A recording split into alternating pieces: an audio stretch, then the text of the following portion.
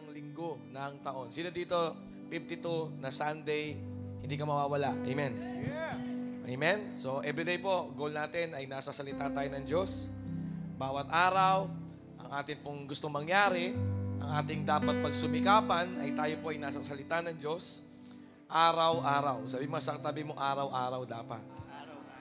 Okay, so yun po yung ating ginogol. So, ngayon po, mahalaga po yung ating mga mensahe kapag ganitong large gathering natin. No, kasi bukod sa nakakapag sumasamba tayo sa Panginoon nang sama-sama ay nagiging malinaw kung ano po yung ating dapat isagawa na bago. Sabi mo sa katabi mo, may bago kang isasagawa. May bago kang So ito po yung ating, sino po dito ready kang matuto ng salita ng Diyos at isasagawa mo yon? Amen. At nandoon po yung pag-asenso, yung paglago, yung pagbabago. Amen. Mahirap pag hindi mo alam yung gagawin mo. Pero pag alam mo na yung gagawin mo, mas excited ka. Tama ba? Mas ganado ka, bumabalik yung sigla mo. Kahit wala ka pa mang natatapos, pero kung alam mo na ng malinaw kung ano yung gagawin mo, nagkakaroon ka ng sigla. Amen? At ang Panginoong Diyos po, tapat sa atin, basta nag-iintay ka sa Kanya, ibibigay niya sa iyo yung malinaw na gagawin mo. At pagka dumating na yon, yun na, masaya ka na nun. Amen? At naniniwala po ko dito, yan ang tuwing bibigay sa atin ng happy sa New Year. Amen? Nagbibigay na tunay na happiness sa iyo ay alam mo yung gagawin mo na malinaw. Malinaw ang binibigay ni Lord sa iyo na mga gampanin. At ito ay, pag sinagawa mo, hindi lang ito isang beses gagawin, ito ay magiging bahagi ng ating buhay. Tayo po ay umaasenso, tayo po ay nadidiscover natin na kaya pala natin itong gawin. Nadidiscover mo yung sarili mo na hindi ka pala talaga limitado. Amen? Nadidiscover mo yung sarili mo na hindi ka lang pala hanggang dyan. Yung iniisip mo dati na hindi mo kayang gawin, kaya mo palang gawin. Sino excited dito na sa 2024, marirealize mo yon at mas madidiscover mo yung full self mo. Kasi hindi mo kayang gawin, kaya mo palang gawin. Yung akala mo, di ko kaya to, kaya mo pala. Bakit? Kasi nga, naging malinaw sa'yo yung salita ng Diyos na iyong pwedeng gawin at isagawa o maging bahagi na ng araw-araw ho natin. Kaya mahalaga po na nare-receive mo yung salita ng Diyos sa large gatherings na ganito. Amen? Meron tayong mga mentoring, may conferences tayo, may Sunday ho tayong ganito. Amen? Pero ine-aim ko din po na this year, every other Sunday na lang tayo magkita-kita sa large gathering. Amen? Para mga hindi nagbabasa ng Bible dyan, talagang matuyuan na talaga kayo. Amen? Kasi pag linggo lang sa Ledwall kayo nagbabasa ng Bible, pag ganun ho, hindi ho ay tunay na Kristiyano. Amen? Basta sakit mo magsalita, kayo ng totoo. Amen? Hindi ka lalago sa mga matatamis na salita. Tama ba? Pumalakpak po ay nakakakuha. Kahit isa lang pumalakpak, okay na ho. No? So yun po. So kung nagbabasa lang kayo ng Bible sa Ledwall pag linggo, hindi ho kayo tunay na Kristiyano, satanista ho kayo. Hindi ho kayo talaga namumuhay ng katotohanan. Kasi po, ang ama po ng kasinungalingan ay si Satanas. Amen? So kunyari pag linggo matino ka, pero sa totoo po, pag Lunes, Sabado, Biyernes, Huwebes, yan, Merkules, nasusunod sarili mong mga pananalita. Yan. So kaya ayusin mo. Kaya tatanggalin ko na yung linggo para hindi ka taga mapagsimba. Kasi linggo ka lang sumisimba. Dapat araw-araw ka nagsisimba. Dapat araw-araw ka sumasamba sa Diyos. Dapat araw-araw tayo nagbabasa ng salita ng Diyos. Dapat araw-araw tayong mabuting tao, hindi pag linggo lang. Amen. Sino dito pag nawala yung linggo, hihina o? Ayan na. Ibang may linggo na namihina pa eh. May linggo na namihina pa kasi nga hindi totoo. Kaya sabi mo sa katabi mo, pakatotoo ka kasi. Totoo ang impyerno. Sabi mo sa katabi mo, pinapalala ko sa iyo, totoo ang impyerno. No? Sa mga umiinom, sa mga nagsisigarilyo, sa mga nagbibiso, sa mga sumail, sa mga mapagmataas, sa mga mangkukulam, sa mga mahalay, ang kanilang lugar ay sa dagat-dagatang apoy na supre na isang ikalawang kamatayan. Sa mga sinungaling, sabi pa ho doon, ano? Apokalipsis 21, talatang 8 yan. Amen? So, may katabi mo, hindi na masaya. Ganyan talaga. Alam mo ba, mas magtatagumpay ka kapag hindi ka naghahanap lagi ng saya. Amen? Amen? Kasi marami kang gagawin na tama, pero hindi masaya. E pag ginawa mo yon, aayos ang pamilya mo. Ha? Palapakan mo ang Diyos. Nakukuha ho nito. Sanay ho kasi tayo, hindi ko gagawin yan, hindi ako happy dyan. Hindi mo kailangan gawin isang bagay dahil happy ka. Kailangan mong gawin isang bagay dahil yun ang tama. Masaya ka man o hindi. Ha? So pumunta kayo sa isang church dahil masaya lang, di kayo lalago doon. At pumunta ka sa isang church na ipupush ka, itutulak ka, pipilitin ka talaga na gawin yung nakalagay sa Bible kahit hindi ka masaya sa simula. Okay? Okay ba? So, Happy New Year. Sabi mo sa tayo mo, Happy New Year, ha? Happy New Year, ha? May happy ka pa sa New Year mo. Ha? May happy ka pa, ha? So, tumayo na po tayo lahat. Basta po tayo ng ilang talata, no? Luke 14. Isimula po ng mga talata natin. Luke 14, 27 to 30. Yan, NLT, okay? Let us read all together, verse by verse, okay? Luke 14, verse 27, then hanggang verse 30 ho yan. English o NLT. 1, 2, 3, begin. And if you do not carry your own cross and follow me, you cannot be my disciple. Sa palagay mo, happy yan? Hindi happy yan. Ha?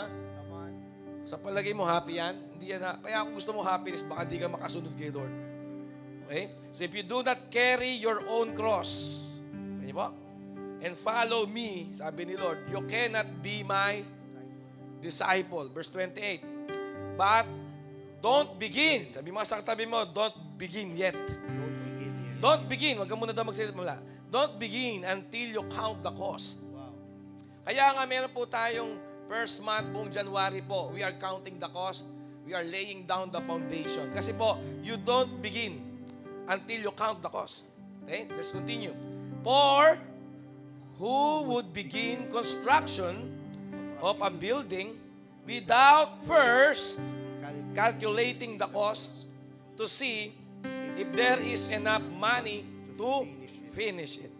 Verse 29, otherwise, you might complete only the foundation before running out of money, and then everyone would laugh at you. So, kailangan mo talagang magbilang muna, mag-calculate muna, ayusin muna yung pagsisimula. Okay? Sabi mo sa katabi mo, ayusin mo yung pagsisimula mo. Hindi puro simula lang na simula, ayusin mo. Amen? Verse 30, okay? Last verse, 1 to 3, go. They would say, there's the person who started the building and couldn't afford to finish it. Tayo po yumuko at mag-pray. Holy Spirit, we respect you. We acknowledge you. This is your people, Father, God, at they desire, we are hungry together for your word of instruction, inspiration, and guidance. Bigyan nyo kami ng pagkaunawa sa inyo pong pinagagawa. Ito pong aming hiling sa pangalan ni Jesus na aming Panginoon. Amen. Nakakaupo na po tayo. Okay, tatlong bagay po ito. Mabilis lang. Rebuild your altar. Yan po yung ating pundasyon. Pangalawa po, reconstruct spiritual structures in your life. Yan po yung pangalawa nating dapat gagawin. No, reconstruct spiritual structures around your life. And then, pangatlo po nating gagawin, pag-usapan ho natin tatlo na yan, rewire your brain to do hard acts. Rewire your brain to do hard acts. No? Rewire your brain to do hard acts. So ito po yung ating gabay sa isang linggo. Sabi mo sa katabi mo, gabay mo yan. Sa isang linggo na naman. Okay, balik po tayo sa una. Tatlo yun, no? Rebuild your altar, reconstruct your spiritual structures around your life, and then rewire your brain to do hard acts. Tapos na po ang preaching. Amen. Okay na yun. Kung gagawin mo yun, okay na po. No? Balikan ko po yung number 1. Rebuild your altar. Sabi mo sa katabi mo, rebuild your altar. Sulat mo na yan para alam mo gagawin sa isang linggo, pang isang linggo lang yan. No? So the work of the Holy Spirit, kapag binild mo yung altar mo, spiritual po ito. Ibig sabihin ng spiritual ay mga bagay na hindi nakikita ng mata, pang kinabukasan, pang future, iniisip mo yung next generation, no? Iniisip mo yung pangkalahatan, yung buong Pilipinas, iniisip mo yung mga anak mo, magiging apo mo, no? Naniniwala ka sa Panginoon, nananampalataya ka for something na big, na hindi makikita ng literal na mata. Something na nasa future, na hindi nakikita ng literal na mata. Tawag doon, spiritual ka. Sino po dito spiritual? Hello, nandiyan po ba kayo? Spiritual ka ba? Pag spiritual ka, hindi mo na nakikita yung katabi mo, nakikita mo dyan, anak ng Diyos. Yun ang spiritual. Amen. Amen. Pag spiritual ka, hindi mo na nakikita, ay, umupo ako nung linggo doon sa church. No, asarap umupo doon, nakatapat ako sa aircon, di ba? So dito parang walang nakaupo, parang walang aircon doon, no? So parang nakikita mo lang, umuupo ka lang pag linggo, di ka spiritual. Pag spiritual ka, nag-attend ka ng linggo, nakita mo, mahalaga to, kasi magtatagumpay ka kapag nalaman mo yung salita ng Diyos, nakikinig ka, may kinalaman sa spirituality mo, yung pinapakinggan mo habang nakaupo. Yun ang spiritual. Amen. Nakaintindihan po ba natin yan? So rebuilding your altar, spiritual po yan, no? Ito po yung trabaho ng banal na spirito sa'yo pag nakipagtulungan ka sa Holy Spirit. Ito yung nangyayari. Kapag nag-ayos po tayo ng ating altar, no? Una, spiritual awakening or renewal. Nagigising ka talaga sa mga bagay na spiritual. Tandaan mo, hindi ka isang katawan. Hindi ka isang physical na katawan lang. Ikaw ay spirito na mayroong kaluluwa. At ang kaluluwa, tatlong bahagi yan. Isip, damdamin, kagustuhan o will o pagnanais. Then ikaw ay isang espiritu talaga. Espiritu ka. Kaya mahalaga magpaka-spiritual ka. So kapag ka maayos ang iyong altar, ito po ang palatandaan, merong spiritual awakening or renewal. Pangalawa po, merong empowerment. May kalakasan ka na gawin yung mga bagay kung saan ka ginagabayan ng Diyos, inuudyo ka ng Diyos, pinapangunahan ng Diyos na dapat mong gawin. Meron kang kapangyarihan o empowerment. May power ka ba? Ibig sabihin, spiritual ka na gising ka, nakabuo ang altar mo. Number 3, malalim ang intimacy mo sa Diyos. Malalim, okay? Malalim maugnayan natin sa Panginoong Diyos. Hindi tayo mababaw, hindi tayo madaling mahugot. Hindi po tayo madaling mabunot kapag may mga malalakas na hangin. Yan po yung mga nakabuo ang altar, no? At number 4 na palatandaan, mayroon pong pagbabago ng asal, may pagbabago ng ugali, pabait ng pabait, pabuti ng pabuti, yung isang tao po na talagang buo ang kanyang altar. No? Number 5, empowering the believers to work for the kingdom of God. So pag ang Holy Spirit po ay matindi ang galaw sa personal mong buhay, sa iyo mismo, ikaw ay may kalakasan para po gawin ang pag-abante sa kaharian ng Diyos. No? Magiging catalyst of change ka sa business, sa entertainment sector, sa education sector, Monday to Friday, nandun ka sa trabaho, magiging agent of change kayo doon. You can bring more souls to the kingdom of God. Yun po yung palatandaan na matibay ang ating altar. Pero,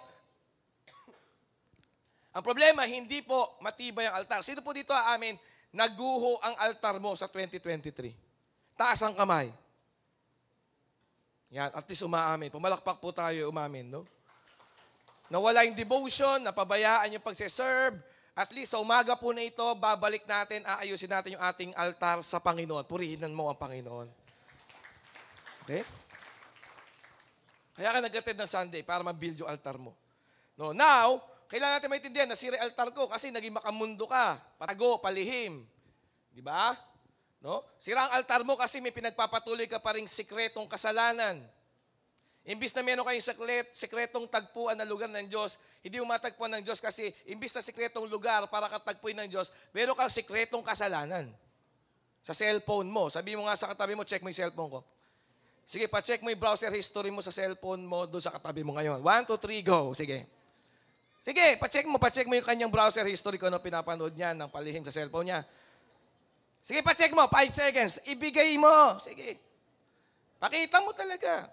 Kung yung pinanood last 5 days, last 1 week, tingnan mo. Baka matisod ka. Sabi mo sa kanya, huwag ka matitisod. Maamin lang ako sa'yo, ha? Tumabi-tabi ka sa akin, eh. Sige, pa-check mo. Sa asawa mo, kung sino yung kasat mo, pa-check mo. Tignan mo. Ayan na. Hindi mabubuo magpag-aasawa nyo rito, baka mag-away pa kayong umuwi. Hindi, at least nagiging totoo ka na dyan. Amen? Nagpapakatotoo ka na, no? Pa-check mo. Tingnan mo yung huling niya tiningnan, no? Kung anong huling FB page ang tiningnan niya. Di ba? Tingnan mo yung mga, sa photos, tingnan mo yung photos. Yan. O, tingnan mo yung katabi mo, poker face lang, kunyari. Illustration lang ni Pastor Jam yan. Hindi po, isagawa mo. Isagawa mo ngayon. Tingnan niyo po. Ha? O kaya may altar talaga na kailangang muling buuin. Sino po dito, humble ka, mapagpakumbaba ka, Pastor, kailangan talaga nating magbuo muli ng mga altar na nasira. Walang taong totoo rito. Hello? Dati mabait ka, ngayon masama ka na. Dati naglilingkod ka, ngayon hindi na, di ba? Dati all out ka kay Lord, kahit anong oras, handa ka. Ngayon talaga. Tapos may mga argumento ka na. Sa 2023, may argumento ka, may inis ka, may galit ka na, may irritations ka na. Pero nagsisimba ka pa din, nagsiselgop ka pa din. Pero nawala na yung saya mo. Yung totoong saya, yung malalim na saya. Hindi happy, yung joy. Yan. So, sino dito, aamin ka na kailangan ko, pastor, talaga muling itayo ang nawalang altar. Kaya po meron tayong fasting, kaya po meron po tayong first fruit, kaya meron po tayong pagsiseryoso sa spiritual. We must rebuild our altar. Kasi po, pag hindi mo ni-rebuild yan, ngayong January, buong taon yan hindi marirebuild. Buong taon yan nakaguho. O, yun ang mangyayari dyan. Kasi kung anong gagawin mo sa una, yun ang mangyayari sa pangalawa. Yun ang lalala sa pangatlo, yun ang lalala sa pang-apat, pang-lima. Ganun ang prinsipyo ng una. Kung anong gagawin mo sa una, yun ang mangyayari sa pangalawa, pangatlo, pang-apat, hanggang 12 yan. So kung sa una pa lang hindi ka magpa-fasting, sa unang buwan pa lang hindi mo ibibigay yung offering mo, yung covenant mo sa Panginoon, sa una pa lang talagang walwal ka, sa una pa lang talagang kaswal ka, sa una pa lang mababaw ka, mas mababaw yan sa pangalawang buwan, pangatlong buwan, lalala lang. Pero kung sa una ibibigay mo yung todo, lalala din yung blessing mo. Sino po dito gusto mo lumala yung mga miracle sa buhay mo? Sino dito gusto mong lumala yung mga breakthrough sa finances mo? Sa 2024, anong gagawin mo sa una? Yun ang mangyayari sa pangalawa, pangatlo, pang-apat, pang-lima, hanggang sa 12 buwan. Kaya mag-rebuild tayo ng altar. Sino po dito magre-rebuild ka ng altar? Amen. Sino po seryoso magbuo uli ng altar? Ngayon, iba-iba tayo ng altar eh. May altar tayo ng mga koleksyon ng pabango eh. May ganyan ako eh. May altar tayo ng mga sapatos. No? Pero yun po, makikita marami tayong altar eh. No? Yung mga altar na yun, dapat makita natin, ito ba talaga galing sa Panginoon o ito galing sa akin? Baka ang mahirap po kasi, maayos yung physical na bahay mo, maayos yung mga collection mo, pero yung spiritual mo, yun na nakaguho. Hello? Ang nakaguho sa iyo, yung devotion mo, nakayuko. Huli mong devotion, 10 days ago. Yan. Ha? Sino po dito ang devotion mo? Psalms chapter 1 pa rin. 25 na eh. Ilang linggo yun? Diyos ko po, 20 weeks. Kasi ang Psalms every Saturday, di ba? Saan na ba tayo? Psalms chapter 3 na ba? Hindi, chapter 25 na. At nagbabasa tayo na, Pastor, bakit may Psalms? Hindi mo pa rin alam? Tuwing Sabado, Book of Psalms. Amen. Paglinggo, Book of Proverbs. Di ba? So nakaguho, ano? So mahirap po, maayos yung display mo na mga, sa mga nanay, yung gusto mo, nakikita mo, maayos yung pinggan. Yan, ano? Altar mo rin yan eh. Di ba? Gusto mo maayos yung mga sabon sa koleksyon ng sabon. Sino po yung mga nanay may koleksyon ng sabon? Amen, amen, no? May koleksyon ng mga delata kompleto, apretada, 555. Maayos yan, amen? Huwag niyong gagawin. Sino po yung mga nanay, ang altar mo talaga, yung mga naregalo mo nung kinasal ka 28 years ago, naka-display yun. Yung mga baso na 28 years old na nakakahon. May ganyan ho ba kayong altar? Altar din ho yan, amen? Nagigis niya po? No? Amen? So alam niyo po, baka yun maayos, pero yung spiritual na altar, nakaguho. Ha? Yung mga kikay-kit mo, nakaayos eh, no? Yung mga talagang mga pang eyelashes, di ko alam kasi, di man ako babae. Yung collection, maayos eh, di ba? Pulido talaga eh. No?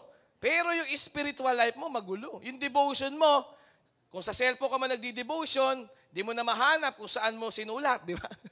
Sino dito sa cellphone ka nagdi-devotion, nag-Evernote ka pa, nag-note up ka pa, nagkaligaw-ligaw na, nag-notepad ka na lang, nawala na rin. No, hindi, sa cellphone ako magsusulat. Ako po sa cellphone ako nagsusulat eh.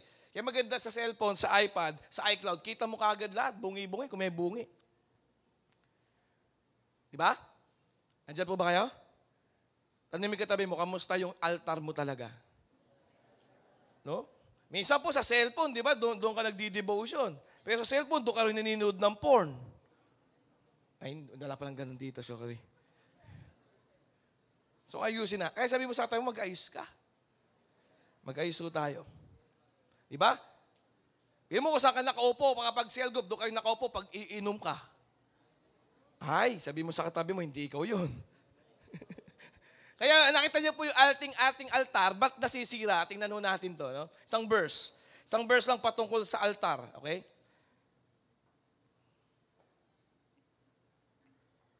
1 Kings 18 verse 30, Amplify. Tingnan niyo po ito. Sabi dito, then Elijah said to all the people, come near to me, sabi ni Elijah. So all the people approached him, and he repaired and rebuilt the old altar of the Lord that has been torn by Jezebel. Yun po sabi sa Bible. Tingnan niyo po ha. So si Prophet Elijah, yung parang pastor ng nation of Israel that time, sabi niya to all the people, come near to me, lumapit kayo dito, mag-usap tayo, makinig kayo sa akin. Sabi po ni Prophet Elijah, so all the people approached him, and he repaired and rebuilt the old altar of the Lord that had been torn down by Jezebel. Sa Tagalog ay, muli nating i-repair. Sabi mo sa katabi mo, i-repair mo. Ikaw magre-repair. I-rebuild. Sabi mo sa katabi mo, rebuild. The old altar. Ibig sabihin, dati ka namang maayos kay Lord. Amen. Dati ka nagse-serve sa Panginoon. Amen. Dati ka rin mayroong umaapoy na puso para sa Panginoon. Amen. Old altar. Pero po nasira yan, bakit po? Has been torn down by Jezebel. Tanong mo katabi mo, sino yung Jezebel mo? Kasi si Jezebel po, tagasira ng altar yan. No? Sino ba si Jezebel? Jezebel promoted the worship of false gods in Israel. Yan si Jezebel. Siya po ay promotor, ang babae na ito, reyna po ito, napangasawa po ito. Yun ang mangyayari kapag leader ka, nag-asawa ka ng unbeliever. So ang leader ng Israel dyan ay si Haring Akan, siya po ay believer, siya po ay mula sa bansa ng Diyos, kaso nag-asawa siya ng unbeliever, si Jezebel. So sinira ni Jezebel yung altar po ng buong Israel. Hindi lamang po yung altar ni Haring Akan, no? Nagaling po sa tribe of Judah, si Akan po ay lahi ni Abraham, si Akan po ay spiritual, si Akan po ay believer, si Akan po ay talagang dapat naging disciple. Pero dahil si Akan po ay nag-asawa ng reyna na unbeliever, si Jezebel po ay tagasira po yan ng altar. Eh, sabi mo sa katabi mo, mag-ingat ka sa mga crush mong mukhang Jezebel. Amen. Mag-ingat ka sa kumpare mo na mala Jezebel ang spirito. Amen. Sinisira niya yung altar mo eh. Jezebel promoted the worship of false gods in Israel. Ang sambahin natin, itong alak yan. Ang sambahin natin, itong mga gagandang babae sa mundo. Yan. Yan sambahin natin. Palihim ho yan. Di aamin yung katabi mo. Lihim lang, secret. Pero may Jezebel spirit. The Jezebel spirit, promotor po yan ng pag-worship sa false gods sa bansa na pinili ng Diyos sa Israel. Kaya po dapat po, we must cast down our idols. Sino po dito? Ibabalibag mo, itutumba mo ang mga Diyos-Diyosan sa buhay mo. Hindi maayos yung altar kapag hindi mo tinumba yung mga Diyos-Diyosan. We must rebuild the altar of the Lord. Kasi po, kung ano gagawin natin sa unang buwan, yun ang lalala sa pangalawa, sa pangatlo, sa pang-apat na buwan. Sana ang lumala sa iyo pagpapala. Sana ang lumala sa iyo paglalim na spiritual sa pag-ibig sa Diyos na totoo. Amen. Kasi ang puso po natin dapat totoo na umiibig sa Diyos. Hindi lamang pagkalinggo. Dapat may pag-ibig natin sa Diyos umaapoy, umiinit ng umiinit. Buo yung altar. Ano po meron sa altar? May apoy sa altar. Amen? Ang altar po na maayos, na hindi nakatumba, may gatong yung apoy. Yung apoy araw-araw nakasindi. Magdamag. At yung apoy hindi po galing na sa imbentong apoy ng mundo o strange fire. Ang apoy ay mula sa langit na mula sa Panginoon, inaalagaan yun sa altar. At ang panggatong sa altar, yung katawan mo, yung sarili mo. Amen. Ikaw ang panggatong. Offer your lives as a living sacrifice. Kaso kung wala kang altar, wala kang pag-aalayan. So, ibig sabihin ng altar, commitment mo yan kay Lord every day. Ibig sabihin ng altar, priority mo si Lord, yung pag-ibig mo sa Kanya. Ang problema po, pag yung altar tinamaan, pag yung altar nahaluan ng Jezebel, worship sa false gods. Yun nga po yung cellphone na kung saan doon ka nagdi-devotion, doon kayo nanonood ng malalaswa. Yun yun. Sinira mo yung altar mo. Di ba? Kasi kung saan ka talaga nagwo-worship, kung saan ka talaga nagbabasa ng Bible, kung saan ka talaga nakipag-communicate sa mga spiritual leader mo, doon ka rin gumagawa ng kalokohan. Pinaghalo mo. Sino dito mag-aayos ka talaga ng altar sa linggo na ito mula ngayon? Palakpakan mo, Panginoon, kasi nakaligtas ka pa. Ha? It is a life of prayer. It is an everyday meditation of the Word of God. We will do regularly ng fasting, hindi lamang po sa first month. Magkaroon tayo ng fasting siguro sa ika-4th month and then sa ika-8th month of this year. Every 4. No? Yun po gagawin natin kasi gagawin natin regular ang fasting kasi bagay ng altar yan. No? Kung gusto mong talunin ang kamunduhan sa buhay mo, mag-fasting ka. Kung gusto mong talunin yung lust of the flesh, mag-fasting ka. Sino dito ready mag-fasting ng strict fasting 21 days talaga? Walang karni, di bali na ako mamatay. Sa gutom, wag lang ako mamatay dahil wala ang presensya ni Lord sa buhay ko. Mas ikakamatay ko kapag hindi ko nabuo yung mga bagay na spiritual sa buhay ko. Amen. Amen? Sino po dito nagte-take notes ka ngayon sa ating mensahe? Palakpakan mo, Panginoon. Keep the covenant. Sino po dito kasama sa altar mo yung covenant mo kay Lord? Yung first fruit offering, yung tithes po natin. We must activate our first fruit covenant at the beginning of the year. Sino po dito i-activate mo talaga yung blessings mo financially, materially this year by giving and preparing for your first fruit? Amen. The first is past. Tandaan yan. The first is past. And fasting is the first. Amen? Ang pagbibigay ng first ay napakabilis na blessing. Amen? Amen? At ang fasting naman o pag-aayuno, yan ang dapat inuuna ho natin. Amen?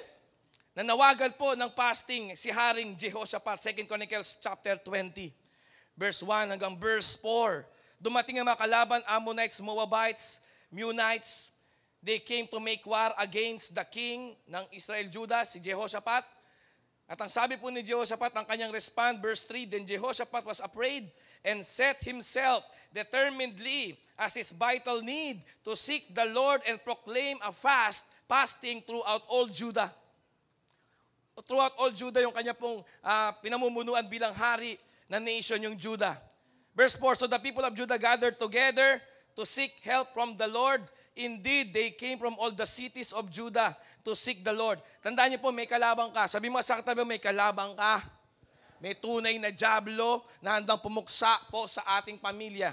Sana kung ikaw lang ang gugulpi ng dyablo, kaso damay ang anak mo. Pag di ka nag-honor, ang makikinabang ng di mo pag-honor ay ang anak mo. Naalala ko po, no? Yung sa tatlong magkakapatid po na anak ni Noah, no? At yung isang anak po ni Noah, nakita po si Noah na nakahubad. No? At dishonor po niya kanyang ama, pinamalita niya, nakahubad si tatay. Sabi po nung anak na ito ni Noah, pinamalita niya, si tatay nakahubad, nakahubo, sabi niya. Supot, sabi niya. Siyempre, wala pang pagtutuli nun, panahon ni Noah yun, amen? Wala pa po si Abraham nun, nagsimula ang pagtutuli kay Abraham. So pinamalita niya, si tatay hubo, sabi po ng isang anak ni Noah. At alam niyo po, sabi po dun sa portion 9 ng Book of Genesis, nung si Noah po ay nagising na at ang sabi niya, itong anak niya na ito, siya ay dishonor. Ang sabi po ni Noah, i-curse pati ang iyong anak. Ang kinurse po yung lahi, yung descendants, yung anak po na ito ni Noah. Hindi po yung anak mismo, yung mga apu-apuhan. Yung kaapu-apuhan po ang kinurse. So ang pag-dishonor po natin, pag hindi po natin in-honor si Lord, naapektuhan po yung ating salit-saling lahi. Naapektuhan po yung ating apo, yung ating anak, naapektuhan. At tandaan niyo po, may kaaway po na hindi lang ikaw ang target. Ang kaaway, ang target, ang iyong mga anak. Hello? At ang atake po ng dyablo, pag magre-rebuild kayo ng altar, pag magre-rebuild tayo ng wall, magre-rebuild tayo ng tower, magre-rebuild tayo ng fish gate, magre-rebuild tayo ng beams and bars, ang target po niya ng kaaway habang nagre-rebuild ka ay hindi lang ikaw. Yung anak mong babae, yung anak mong lalaki ang target. Yan ang target ng dyablo. The enemy, ang dyablo, he will bring fear sa iyong mga anak. Sige dito, pansin mo yung anak mo matatakutin. Yung mga anak mo takot sa gabi. Kagabi lang si Juju bago matulog, Daddy, natatakot ako. Kinausap ko na agad si Ju. Sabi ko, yung Ju, nanonood ka kasi ng mga YouTube eh. Kasi bakit? The enemy will bring fear. Kung hindi ka nagbabantay, kung wala ka talagang altar, kung wala ka talagang spirituality, hindi mo ito malalaman. Kala mo magbibigay ka lang ng kakainin sa iyong mga anak. Kala mo susundo, hatid mo lang sila. So, hindi. Kailangan protektahan mo sila spiritually by rebuilding the altar, by rebuilding the wall, by honoring God sa first fruit mo, by honoring God sa consecration ng life mo. That's how you protect your family. Palapakan mo si Lord, gawa mo. Ano akala mo? Magpapakain ka lang ng anak? Ano akala natin? Maghatid sundo ka lang sa school? Magpo-provide ka lang ng tuition? No. You must bring spiritual protection to your family. Kasi ang enemy mo, he will bring discouragement. Hindi sa'yo, marahil sa'yo, pero pwede rin sa anak mo. The enemy will bring jealousy sa asawa mo. Will bring jealousy to your kids. The enemy will bring distraction. ADHD, hindi makapag-focus. Distraction. The enemy will bring doubt. Mag-aalinlangan ng anak mo sa Diyos. Ikaw hindi. Ikaw siguro hindi. Pero yung anak mo, curse. Yun na, siya na. And the enemy will bring confusion. Confuse ang mga anak natin.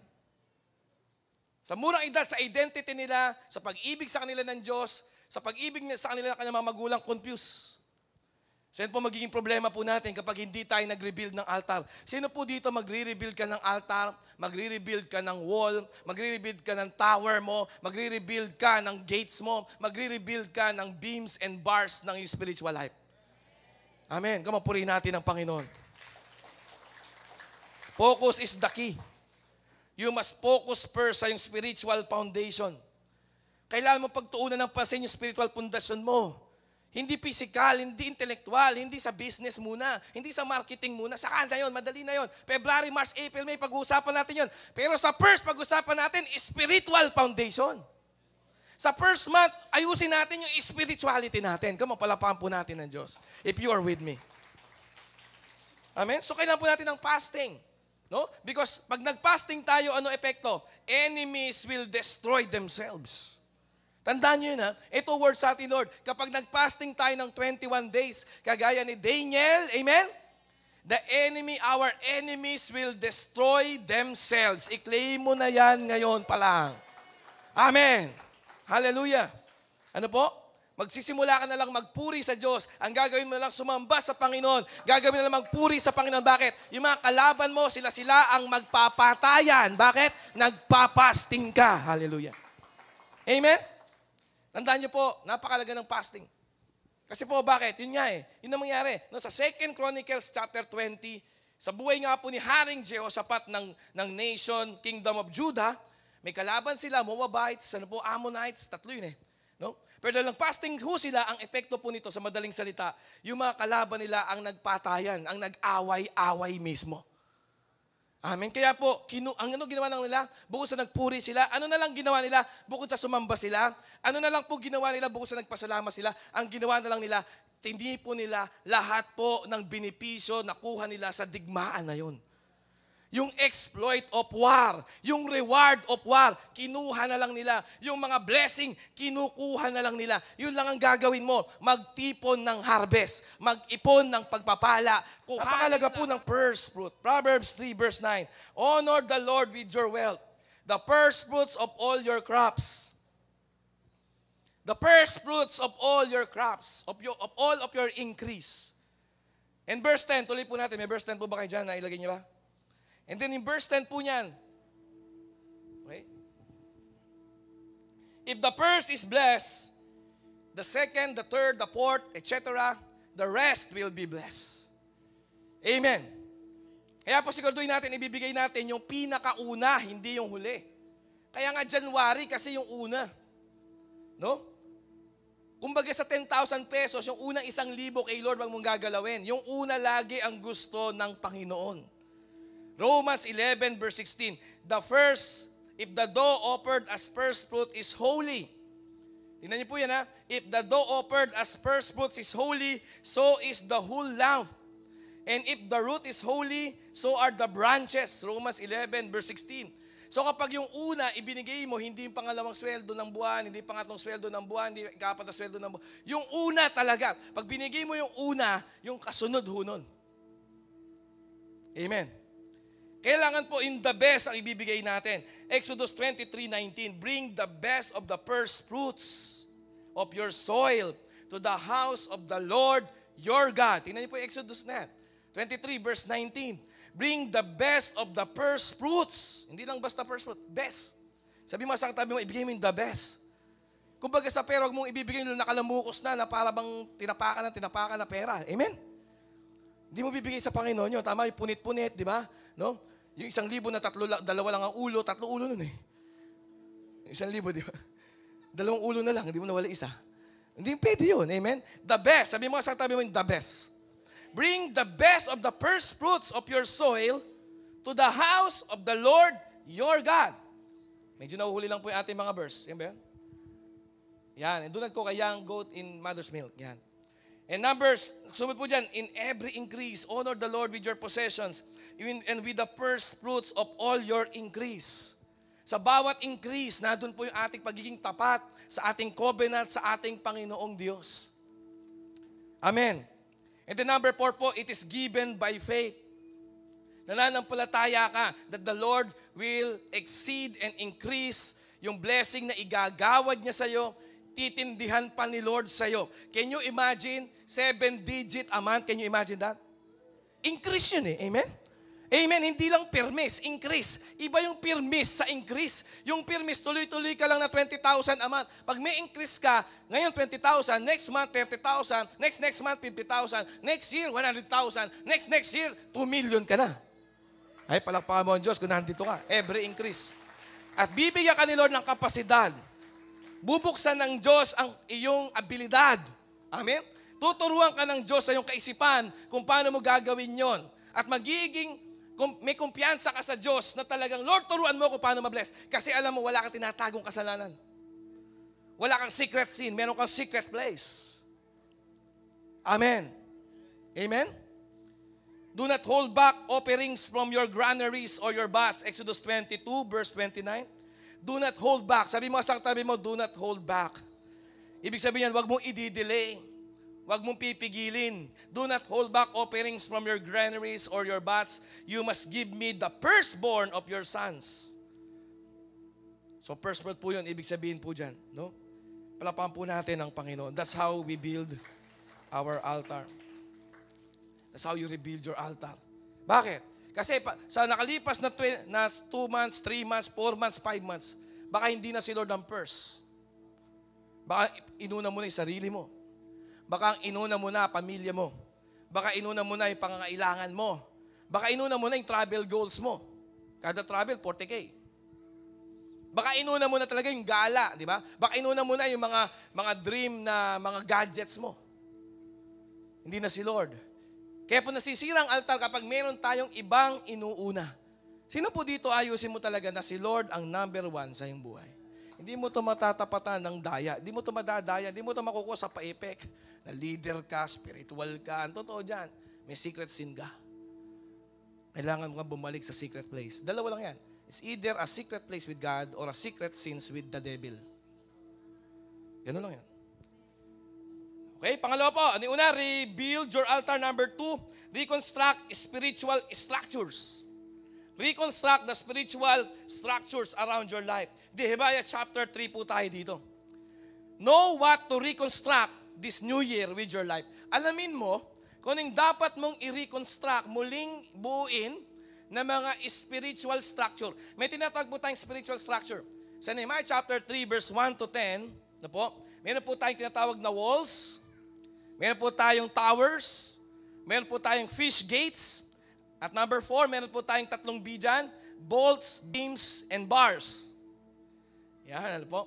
Yan po yung mga nire-reconstruct, no? Kung mahilig po kayo sa construction. Nire-reconstruct po yan kasi una yung altar, pangalawa po ito. Sa panahon ni Nehemiah, siya po ang nag-build ng walls. Si Nehemiah po nag-build ng towers, ng fish gates, ng beams, bolts, and bars. Yung 3 B sa dulo, number 4.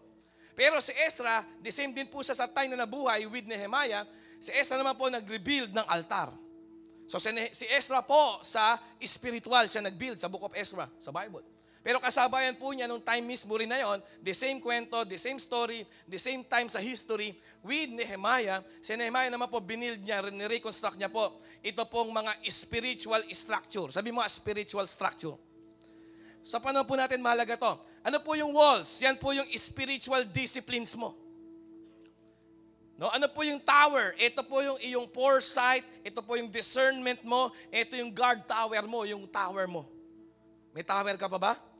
Number 3, yung fish gate. Ito maganda yung fish gate. It was called the fish gate because the fishermen of Galilee would bring their catch in through this gate to be sold.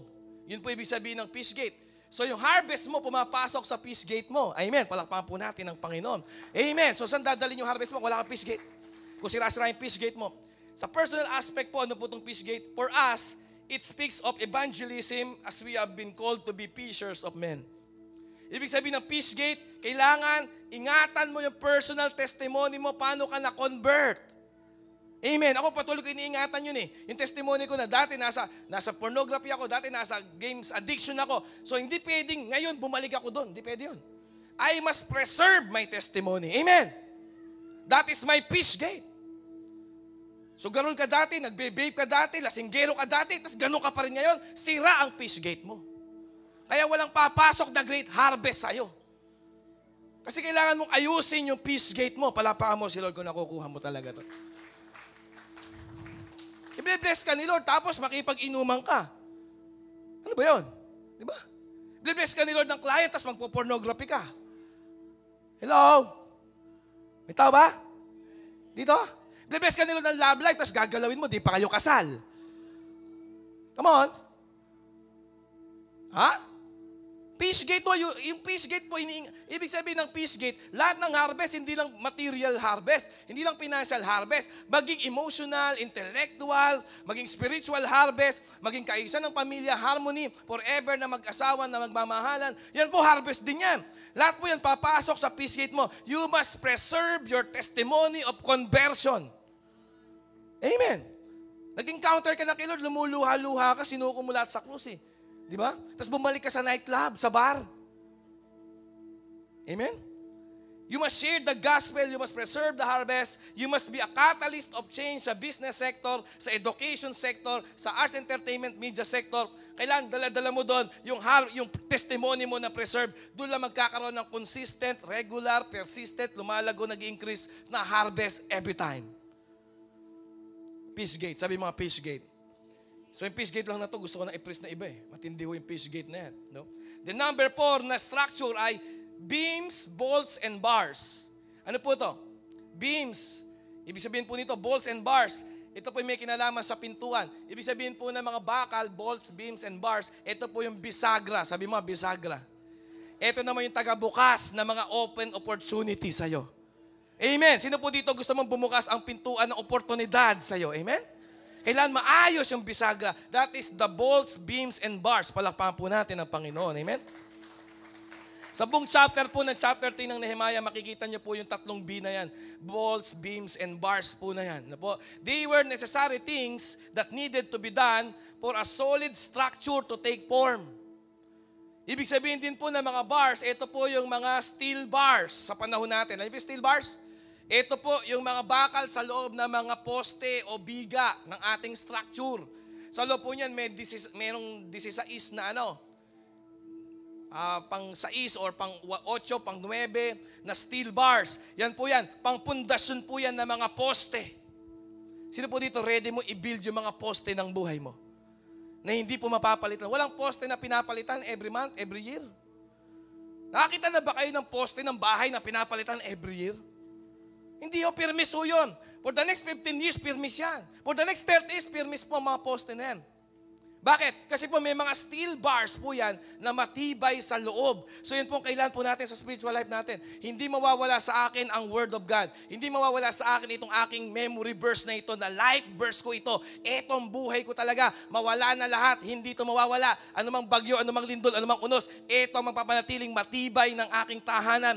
Steel bars sa loob ng aking mga poste. Problema po, ang poste wala na. Yung poste po sa loob, baka yung bars, hindi bakal. Baka po gawa sa kahoy, marupok, masisira. Kaya kailangan po nating i-rebuild po itong mga bagay po na ito. Walls means discipline. Spiritual discipline. Para saan po itong mga to? Pastor, para saan yung walls, towers, fish gate, beams, bolts, and bars? Para saan po yan, Pastor? Yung para saan po ito? Simple lang. Ito po ay protection mo sa atake ng kaaway. Amen? Ito po mag-iingat at magsisecure ng iyong future at ng iyong family. Ng now generation at ng next generation mo. Ito pong walls, towers, peace gates, beams, bolts, and bars. Ito ang mag-iingat sa iyong family at sa iyong future. Amen. Thank you, Jesus. Sabi mo sa katabi mo, laliman mo kasi. Hindi lang po puro physical material, pangalawa lang, panghulid na yan eh. Amen? Kaya po yung pagbibigay mo ng first fruit, hindi naman sa pera yan eh. Hindi naman material yan. Alam niyo, pagbibigay ng first fruit, spiritual yan. Yung puso mo yan talaga, na Lord, ayusin ko talaga this year. Sino po dito nalulungkot kayo, mga nakalipas na taon, wala ka man lang first fruit? Nakita mo na walang umasenso sa'yo. Amen? At nakita mo talaga yung kapatid mo, nagpe-first fruit, iba na level niya ngayon. Pumalakpak ko sa Diyos na nakakakuha nito. Alam mo yan, hindi mo may tatanggi yan. Amen? Kasi bakit? Hindi dahil sa may magic si pastor. Wala akong magic. Hindi dahil si pastor dyan. Wala sa pastor. Wala sa pagwapo ng pastor yan. Kung pagwapo lang ng pastor yan, matagal ka na kayong lahat mayaman. Amen? Wala sa pagwapo ng pastor. Nandun yan sa pagsunod mo sa salita ng Diyos. Hindi ka kasi sumusunod eh. Sumunod ka na ngayon. Sino dito ngayon? May pagkakataon ka sa unang buwan ng taon, susunod ka na talaga ngayon sa paraan ng Diyos, and you can expect a greater, abundant, great harvest. Amen. Hallelujah. Okay? Then, panghuli po, letter C, rewire your brain. Rewire. Sabi mo sa katabi mo, rewire your brain. Kasi po ang brain, ang tawag ko sa mga cells sa brain ay neurons, no? Yung ating po mga neurons, meron po yung mga pathways, mga wiring. At kapag po yan ay sanay ka sa mga negative, naka-wire ang brain mo sa negative. So nagiging autopilot na ho yun. So kaya kailangan mong i-rewire yung brain mo to do hard acts. Sabi mo, hard acts. Hard acts. Hard, pinahirap ko lang. Hard things, you know yan. Hard task, hard work, hard acts. Amen? Let us accept first. Sino po dito ready na kayo? Ito sa 2024, ito ang guidance sa akin lang naman to ni Lord. Share ko lang sa inyo. No? Kung ayaw nyo naman ito, bahala kayo. Okay? Ito sa akin po ito. Number 3 ho na ito, dealing lang to sa akin ni Lord. Sineshare ko lang ho sa inyo. Okay ba sa inyo yan? Amen? Sige po, palakpakan muna po natin ng Panginoon. Ito para sa akin to eh. Hindi to para sa inyo. Ito para sa... Sineshare ko lang sa inyo publicly ho ngayon. Okay? Amen? Itong point number 3 ko na to. Yung letter C. Rewire your brain to do hard acts, hard work, hard tasks, hard things, hard actions. I must rewire my brain. Rewire my brain. Let us accept. Una, ito ganito yan. Paano yan? First step. Accept first your current situations in life. Yan palang masakit na yan eh. Tandaan mo, tinuturuan po tayo ng salita ng Diyos. Kahit kami po ng pastoran, sinasabi namin ito sa inyo. Maging totoo lang tayo. Sabi mo sa tayo, maging totoo lang tayo. Una, hindi ako magaling. Sino dito tanggap mo na hindi ka magaling? Una, hindi ako magaling. Slow learner ako. Pero, gagawin ko ang dapat kong gawin kahit gaano kahirap para ma-unlock ko yung full na ako. Yung fullness ng abilidad na nilagay sa akin ng Diyos. And sometimes, nag-iintay kasi ko ng tulong sa iba, pero hindi ko na kailangan mag-intay ngayon. Dapat ma-realize mo ngayon, hindi ako mag-iintay ng tulong sa iba. Dahil nagiging dahilan ko sila para ipagpasabukas ko ang pag-aasikaso ko sa dapat kong asikasuhin ngayon. At ayoko na rin maging entitled na dahil Christian lang ako, kahit wala akong gawin, I am blessed. Hindi totoo yun at wala sa Bible yun. Ha? I must trust God and I must do the task from God. Trust and task. Narinig niyo yan? Ha? Amen? Kayo na binanggit ni Billy, di ba? Magtiwala ka lang sa Diyos. Pero habang nagtitiwala ka sa Diyos, gawin mo yung dapat mong gawin. Hindi ka pwedeng walang gagawin. At kaya wala kang ginagawa, kaya wala akong ginagawa kasi ayokong gawin dahil mahirap. Pero marami akong dapat gawin. Ayoko lang gawin dahil mahirap. Pero this 2024, gagawin ko yung kahit ayoko yung gawin. Sabi ko sa inyo, pang sa akin to eh. Hello? Kasi dapat nung pa ako mayaman, nung pa ako masenso, ayoko lang gawin kasi iniisip ko, I am blessed. Na kahit di ko to gawin, dahil mahirap to, ayokong gawin ng mga mahirap. Kahit di ko to gawin, I am blessed. No. I'm not. Gusto mong umasenso 2024 mo? Rewire your brain to do hard things. To do the things that you don't want to do. Alam mo kaya hindi kayo mayaman, ayaw mong gawin yung mahirap na bagay na yun.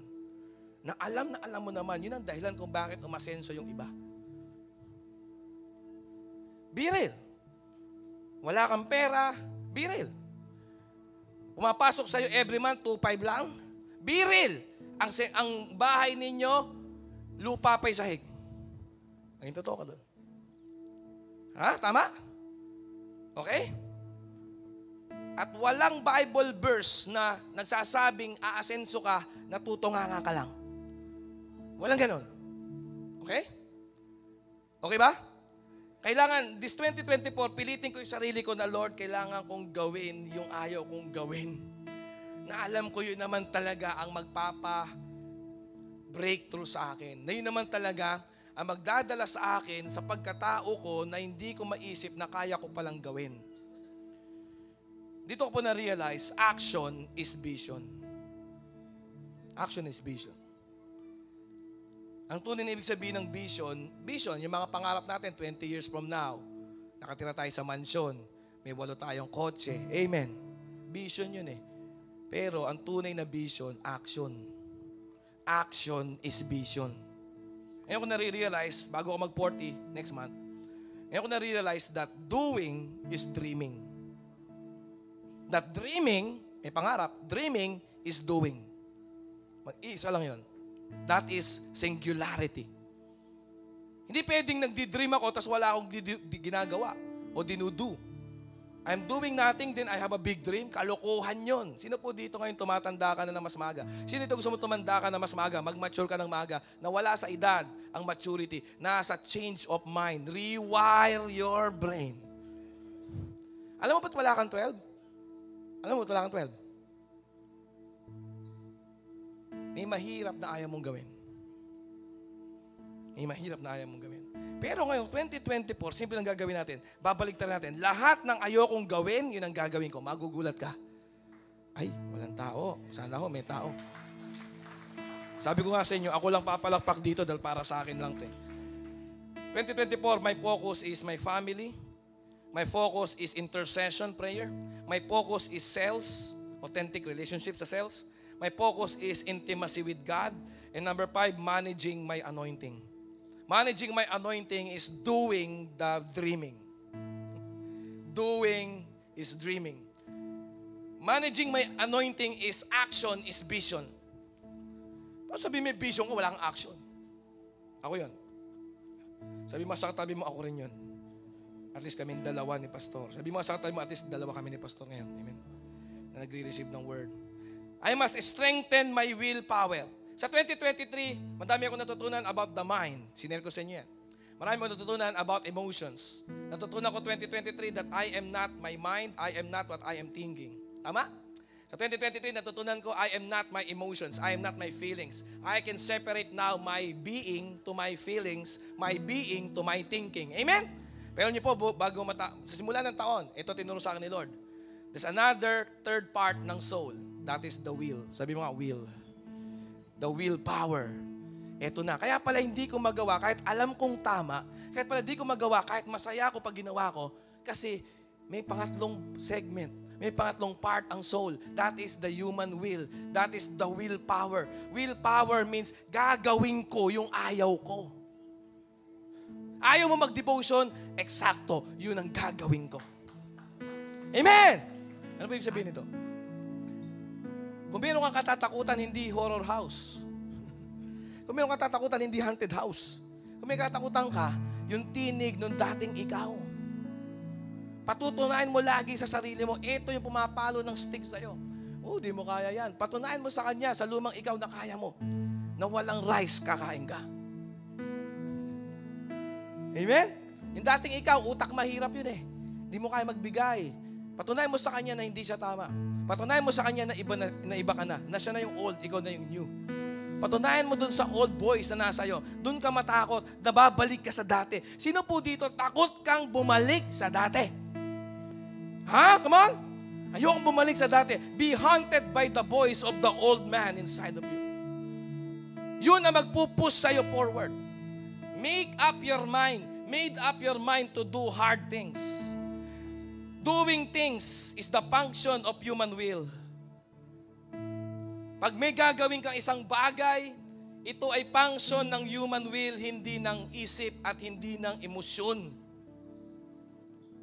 Okay? There is no passion this 2024. There is no motivation this 2024. There is no magic potion sa 2024.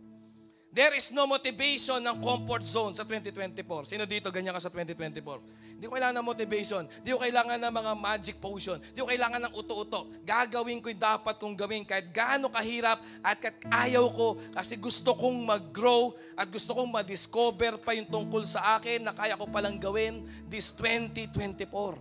Marami pang bagay ako na akala kong di ko kaya, na kaya ko pala. At magagawa ko lang yun, matutuklasan ko lang yun kapag ginawa ko yung mga ayaw kong gawin. Amen. Pag ginawa ko lang yung gusto kong gawin, hindi ko ma-discover yung ako na inaakala ko hindi pa pala ako. Alayatang tao ko rito, masyado na ho tayong mababaw yata. Hindi natin makuha yung lalim. Amen. Alapa po natin ang Panginoon. Praise God. Amen. Hallelujah, no? You just need to do it. No motivation, no passion. Sa palagay mo kapag 300 pounds ka, kailangan mo ng motivation? No. Kailangan mo irritation. Kailangan mo hindi carrot. Kailangan mo palo ng stick. Kailangan mo takot ka na manatili kang ganyan. Dapat takot ka na mamatay ka na hindi mo nakikilala yung kumpletong buong ikaw. Ala ko yatang tao rito. Naitao mo ba? Nandiyan po ba kayo? May kausap po ang Panginoong Diyos ngayon. Sino dito, alam mo kinakausap ka ni Lord? Hindi mo kailangan ng motivation. Hindi mo kailangan ng happiness. Kailangan po nating matauhan. Kailangan po nating mariwar yung brain natin. We just need to do this. Gusto mo ng alak? Huwag kang mag-alak. Ayaw mo ng walang alak? Yun ang gawin mo, walang alak.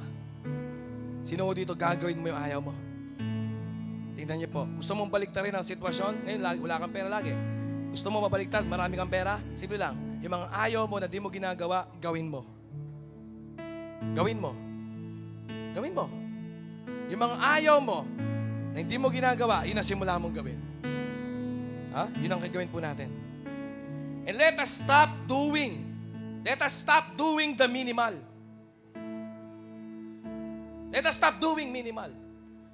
Puro minimal. Minimal devotion, minimal worship, minimal involvement, minimal serving God, minimal na nasa vision, minimal na doing the ministry. Puro minimal. Tapos nag-expect ka ng blessing, great harvest. Hindi mo kaya may mali sa utak mo?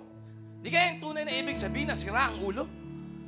Minimal ka nag-i-involve kay Lord? Late ka dadating tapos ayaw mo mag-extend yung preaching, ngayon ka nakalig ng Word of God sa isang linggo. Ha? Tama ba?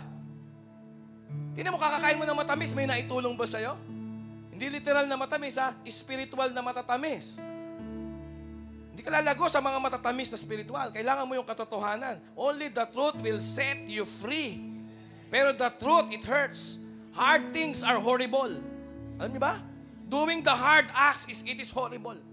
Magpa-disciple, makipag-usap, magpa-correct, tumanggap ng correction, tumanggap ng rebuke, no? Ikaw mauna sa cell, 15 minutes bago cell, nandun ka, mahirap yon. Mahirap yon. At hindi masaya yung mahirap. Tandaan mo. Kaya kung hanap mo saya, hindi ka lalago, hindi ka asenso. Pornography, puro sarap yan. Addiction, puro sarap yan. Bigla ka nalang magagalit, kahit walang dahilan o maraming dahilan ka para magalit. Binigay mo yung sarili mo sa galit, madali kasi yan eh. Mas mahirap magpigil. Hello, may tao po ba dito? Mas ayaw mo magpigil. Hello? Madali kasi yung, Pastor, bigyan mo kami ng ng mga punchline na i-claim lang namin tapos aasenso kami financially. You will be blessed. Amen. Maganon ka. Pero sabihin ko sa ito itong ibig sabihin, paano ma-bless? Mag-first fruit ka. Tignan mo, ayaw mo, mahirap. Ayaw mo, mahirap. Ayaw mo, mahirap. Ayaw mo, mahirap. Pero pag yun ang ginawa mo, doon mo may explore yung akala mo na hindi pang sayo. Na mga pagpapala, na mga breakthrough, na mga miracles.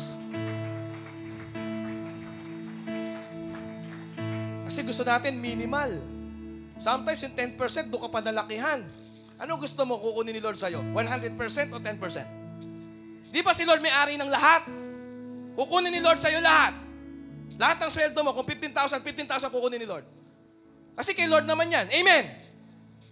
Ano hiningi ni Lord sa'yo? 10% na lang. Pero sa 10%, kinukuhanan mo pa. 3% lang binibigay mo. Minimal.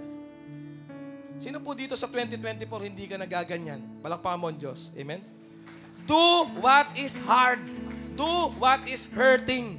Do what is painful. Sino po dito sa 2024? Kung ano yung masakit, yun ang gagawin mo. Ay, wala mag-amen dyan. Wala mag-amen.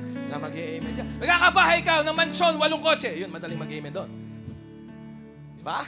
Pero sino dito, gagawin mo yung mga mahihirap, gagawin natin yung mga masasakit, gagawin natin yung mabibigat, forced labor, slavery, na parang slavery na sa tingin ng iba. Pero alam po natin, this is the resting place that we saw. We saw a pleasant promised land. Amen? A pleasant promised land. Do the things you don't want to do. Hallelujah. Do the things you don't want to do. To discover your true self, you must do the things you do not want to do. To discover your full self, to discover the full version of who you are, you must willing to do what you don't want to do. Do not die unfulfilled. Do not die unfulfilled. Huwag kang mamamatay na hindi ka fulfill. Bakit? Kaya ka di fulfill eh. Hindi mo na ilalabas yung kumpletong ikaw. Bakit? Ayaw mong gawin yung mahirap. Ayaw natin gawin yung ayaw natin. Ayaw natin gawin yung ayaw natin. Sino po dito this year, you will go all out? You will do the things you don't like? Amen? And you will just trust God and you will do the task that God has given you. Trust God and do the task that God has given you. Tumay po tayo lahat. Sino dito mas nakapag-worship ka kapag mainit? Amen? Hard things, hard acts. Amen? Yung 15 minutes before the time, dadating ka ng practice ng music team. Rehearsal. You volunteer. Amen? Sino dito handa ka mag-aral ng tutorial 1 hour? Paano mag-photoshop? Ganyan, example. Sino dito handa mong gayahin exactly yung mga pinaka nagte-trending na mga design kahit ayaw mo? Ganun talaga. Huh? Tandaan nyo, umiwas na kayo sa mga masasarap. Umiwas na kayo sa masasaya. Bakit? Magpa-fasting na ho tayo bukas. Sino dito ready na sa fasting bukas? Amen? Sayang, masarap na sarap ka sa mga Sir Kelly. Lana. Tuwalya, kuhelyo. Lahat. Patwalya, pakuhelyo ka pa, ha? Lana ngayon yan. Sino ho dito, lahat ng mahirap, yan ang gagawin ko? Hahanapin ko ngayon lahat ng mahirap, tsaka ko gagawin. Hahanapin ko lahat ng ayaw ko na iniiwasan ko na, alam mo na to 1 year, 2 years, 10 years ago, alam mo, pinapagawa ni Lord, ayaw na ayaw mo. Pero alam mo, kung ginawa mo na nun yun, baka millionaire, multimillionaire ka na ngayon, natagalan lang. Kakaiwas mo sa mga ayaw mong gawin na alam mo na marketing. Mga boring kasi ayaw natin sa boring eh. Ayaw natin sa boring, gusto natin lagi may happenings eh. Di mo alam, ang tunay na pagmamature nasa paggawa ng boring. Ang tunay na maturity sa say no, sa pagse-say no ni Lord sa'yo. Huwag ka muna mag-girlfriend ngayon. Ang hirap ng Lord, ayoko nun. Yun ang gagawin ko, Lord. This year, hindi ako mag-girlfriend this year. This year, hindi ako magbo-boyfriend this year. Kahit gustong-gusto ko na. Kasi binabaliktad ko. Lahat ng gusto ko muna, hindi ko gagawin kayo dyan. At lahat ng ayaw ko, mag-intay, focus kay Lord, mag-devotion, boring na boring. Lahat ng ayaw ko, yan ang gagawin ko this year. Baliktad na ngayon. Sino dito gusto mo magkaroon ka ng turn around? Amen. Come on, turn around. Ayaw mo magsulat ka. Ayaw mo magbasa ka. Amen? Ayaw mo mag-tutorials ka. Ayaw mo magbenta ka. Ayaw mo makipag-usap sa empleyado, ayaw mo mag-hire na empleyado, mag-hire ka. Okay? Ha? Ayaw mo magpa-register sa DTI, magpa-register. Lahat ng ayaw mo, baliktarin mo, yun ang gagawin mo. Promise, this 2024, makakatikim ka na hindi mo pa natikman dati. Oh. Hallelujah. Yan ang sikreto. Sino po dito ngayon? Ready ka na ngayon dyan. Ayaw mo mag-tights, mag-tights ka. Kaya ako sa iyo ngayon, ayusin mo na. Ano ba ayaw ko, ano gusto ko, ayusin mo na ngayon. Kasi babaliktarin natin yan. Palalakasin natin yung ating willpower. Our will to live. Yung ating anterior mid-cingulate cortex. Inaral ko yung pagkakasalita na. Anterior mid-cingulate cortex. Ha? The baseline for will to live. May mind ka, may emotions ka, pero yung will mo baka mahina. Hindi mo ginagawa yung dapat, mahina yung will mo. Ayaw mo mag-share ng gospel, mag-share ka ng gospel. Ayaw mo kumausap ng stranger, kumausap ng stranger. Ayaw mo maligo sa umaga ng malamig, maligo ka sa umaga ng malamig. Ha? Ayaw mo mag-meditate sa umaga, mag-meditate ka sa umaga, mag-devotion ka, magbasa ka ng Bible. Lahat ng ayaw. Ayaw mo mag-push up, ayaw mo mag-curl up, ayaw mo mag-jogging. Yun ang gagawin. Okay? Nakapaka mo si Lord. God's will for you ay magkaroon ka ng glorious life with Jesus. Maraming salamat sa iyong panonood dito sa ating YouTube channel. Huwag mong kalimutan mag-subscribe sa Glorious City Church YouTube channel. Have a blessed life, family, finances, and future.